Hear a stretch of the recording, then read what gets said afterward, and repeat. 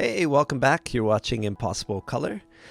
I'm starting a new before and after series today.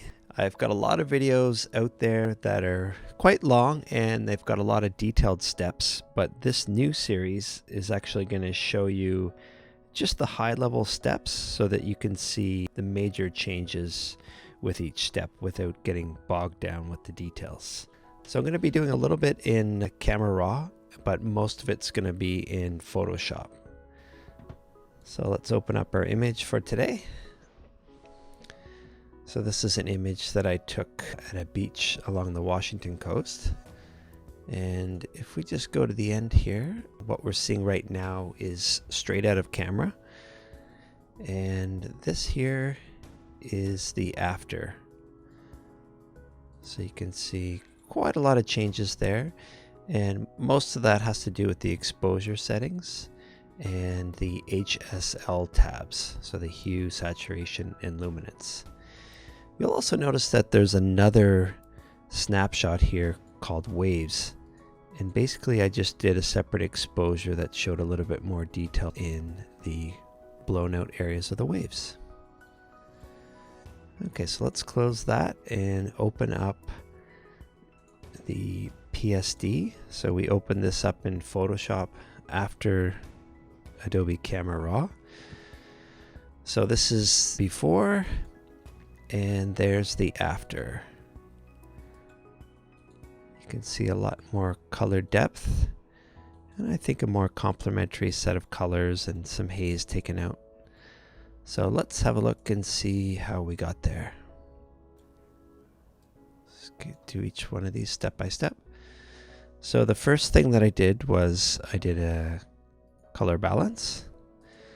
So I like to do the color balance first because it kind of gives a high level, like a global color adjustments by the shadows, midtones, and highlights.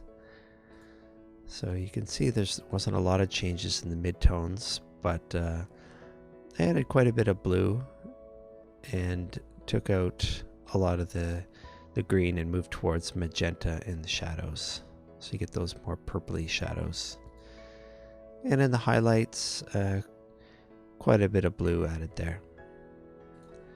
And then I moved on to the selective color. And you can see it just becomes a little bit more refined. And I'm not going to go through each one of these, but basically I just worked my way down through each individual color. And you'll notice that some of the colors actually have the black adjusted at the bottom, and this is kind of like what luminance would be, so you're darkening or lightening that color. Then I went and did a chromatic aberration fix. So let's just zoom in here and see if we can find a spot where you notice it. You see there's kind of this little blue outline that's taking place all over the edge. And if we go to the other side, you can see it's right there. It kind of takes on a more of a white color on that side. Here's a spot where you can see both the blue and the white. So I fixed that up by making a layer and I basically painted around.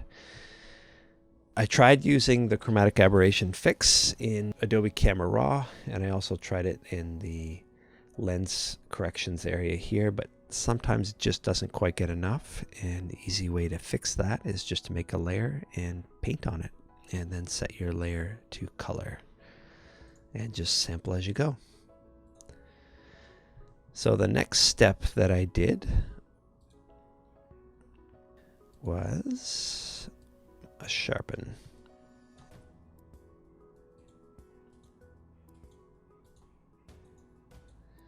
And I used the high pass filter for my sharpen. You can just go to filter, other, and high pass. And with the high pass, I usually use an overlay. If you were just to put it on normal, you're going to see this kind of craziness. Some people use soft light if they want it to be a little bit more subtle, but I find overlay works quite well.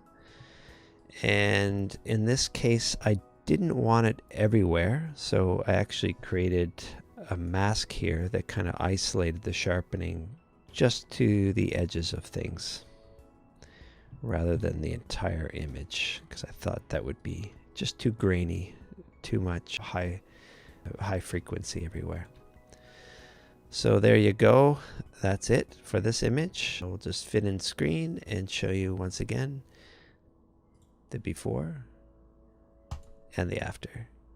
Got a lot more of these videos coming out in the next little while. Let me know what you think of this new series, and if you like the shorter, more high-level videos, you can just give me some comments in the section there down below. Subscribe and you'll get notifications when more come up. Thanks for checking out Impossible Color.